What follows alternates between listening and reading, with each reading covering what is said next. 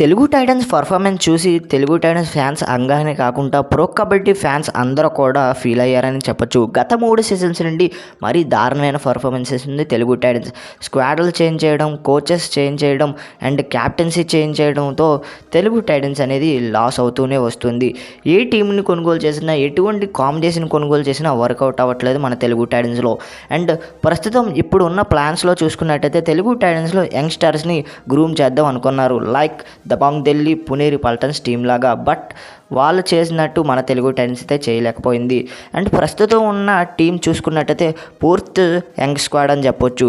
Young స్క్వాడ్లో Pawan లాంటి player ఉన్నా అనుకున్నంత పర్ఫార్మెన్స్ తన నుండి రాలేదు తెలుగు టైటన్స్ టీంకి అయితే.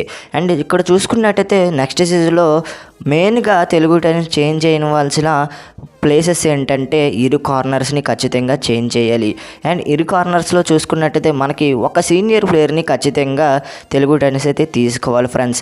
అండ్ లాస్ట్ సీజన్లో కూడా చెప్పాను, డిఫెన్స్ స్ట్రాంగ్గా ఉంటే తెలుగు టైటన్స్ టీం ఖచ్చితంగా గెలుస్తుంది అని. బట్ ఈ సీజన్లో డిఫెన్స్ పెద్దగా స్ట్రాంగ్గా కనిపించలేదు మన తెలుగు టైటన్స్ టీంలో అయితే.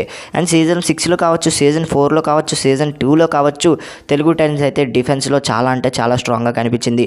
అండ్ నెక్స్ట్ సీజన్లో ఖచ్చితంగా డిఫెన్స్లో ఇరు కార్నర్స్ని, స్ట్రాంగ్ కార్నర్స్ని కొనుగోలు చేయాలి. లైక్ ఫజల్ అట్రాచెలి లాంటి సీనియర్ ప్లేయర్స్ని ఖచ్చితంగా కొనుగోలు చేయాలి మన తెలుగు టైటన్స్ అయితే. అండ్ ఇక్కడ చూసుకున్నట్టయితే కవర్ ప్లేస్లో యంగ్ ప్లేయర్స్ని ఉన్నా కూడా వాళ్ళైతే సరిగ్గా పర్ఫార్మెన్స్ చేస్తారు. ఎందుకంటే కార్నర్స్ మనకి సెట్ అవుతే కనుక కవర్ ప్లేయర్స్ అయితే ఖచ్చితంగా పర్ఫార్మెన్స్ అయితే చేస్తారు. అండ్ రైడింగ్ విషయానికి వచ్చినట్టయితే తెలుగు టైటన్స్ ఒక ప్లేయర్ మీద బడ్జెట్ పెట్టడం వల్ల సరైన ప్లేయర్స్ని కొనుగోలు చేయడంలో ఈ సీజన్లో వెనకబడిందనే చెప్పొచ్చు. అండ్ ప్రస్తుతం చూసుకున్నట్టయితే మనకి పునేరి పల్టన్స్లో అస్లాం ఇనామ్దార్, మోహిత్ గోయిత్ లాంటి ప్లేయర్స్ ఉన్నారు. అండ్ దబాంగ్ ఢిల్లీలో చూసుకున్నట్టయితే నవీన్ కుమార్, ఆసు మాలిక్ లాంటి ప్లేయర్స్ ఉన్నారు. అదేవిధంగా చాలా టీమ్స్లో చాలామంది ప్లేయర్స్ ఉన్నారు. తెలుగు టైటన్స్లో పవన్ శర్వత్ తప్ప అటువంటి పొటెన్షియల్ ఉన్న ప్లేయర్ అయితే ఒక్కొక్కరు ఎవరు కనిపించలేదు. అండ్ పవన్ శర్వత్ని నెక్స్ట్ సీజన్లో ఖచ్చితంగా రిలీజ్ చేసే అవకాశాలు అయితే కనిపిస్తున్నాయి. ఎందుకంటే 2 కోట్లు పెట్టి ఖచ్చితంగా అతన్ని రిటైన్ చేసుకుంటే అవకాశాలు అయితే కనిపించట్లేదు. అండ్ ఈవెన్ ఈ పర్ఫార్మెన్స్ చూసి ఖచ్చితంగా రిటైన్ అయితే చేసుకోరు. బట్ నెక్స్ట్ సీజన్లో చూసుకున్నట్టయితే యంగ్ అండ్ టాలెంటెడ్ ఉన్న ప్రో కబడ్డీ ఆల్రెడీ ఆడే ఎక్స్పీరియన్స్ ఉన్న ప్లేయర్ని ఖచ్చితంగా తెలుగు టైటన్స్ అయితే కొనుగోలు చేయాలి. యంగ్ ప్లేయర్ అయ్యి ఉండాలి. అలాంటి ప్లేయర్ని తెలుగు టైటన్స్ కొనుగోలు చేస్తే కనుక తెలుగు టైటన్స్కి అడ్వాంటేజ్ అయ్యే అవకాశాలు అయితే కనిపిస్తున్నాయి. ఎందుకంటే యంగ్ ప్లేయర్ కొంచెం తక్కువ బడ్జెట్కి వస్తాడు కాబట్టి.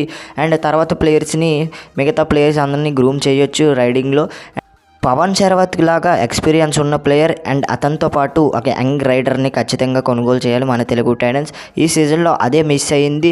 కేవలం ఎక్స్పీరియన్స్ ఉన్న మెయిన్ రైడర్ని కొనుగోలు చేసింది. బట్ అతనికి సపోర్ట్గా ఒక మంచి రైడర్ని అయితే కొనుగోలు చేయలేకపోయింది మన తెలుగు టైటన్స్. అండ్ డిఫెన్స్లో కూడా అదే మన తెలుగు టైటన్స్ అయితే తప్పు చేసింది. అండ్ నెక్స్ట్ సీజన్లో ఈ తప్పు చేయకుండా ఖచ్చితంగా తెలుగు టైటన్స్ అయితే ఆక్షన్లో ఈ స్ట్రాటజీతో వెళ్తే ఖచ్చితంగా మంచి రిజల్ట్స్ వచ్చే అవకాశాలు అయితే కనిపిస్తున్నాయి. అది కూడా నా ఒపీనియన్ ప్రకారం నేనైతే చెప్పాను. మరి మీ ఒపీనియన్ ఏంటో కింద కామెంట్ సెక్షన్లో తెలపండి. అండ్ వీడియో నచ్చితే లైక్ చేయండి, షేర్ చేయండి. మన ఛానల్ తప్పకుండా సబ్స్క్రైబ్ చేసి పక్కన వచ్చిన బెల్ ఐకాన్ అయితే క్లిక్ చేయండి. మరొక ఇంట్రెస్టింగ్ వీడియోతో తర్వాత కలుద్దాం. అంతవరకు బాయ్ అండ్ జై హింద్.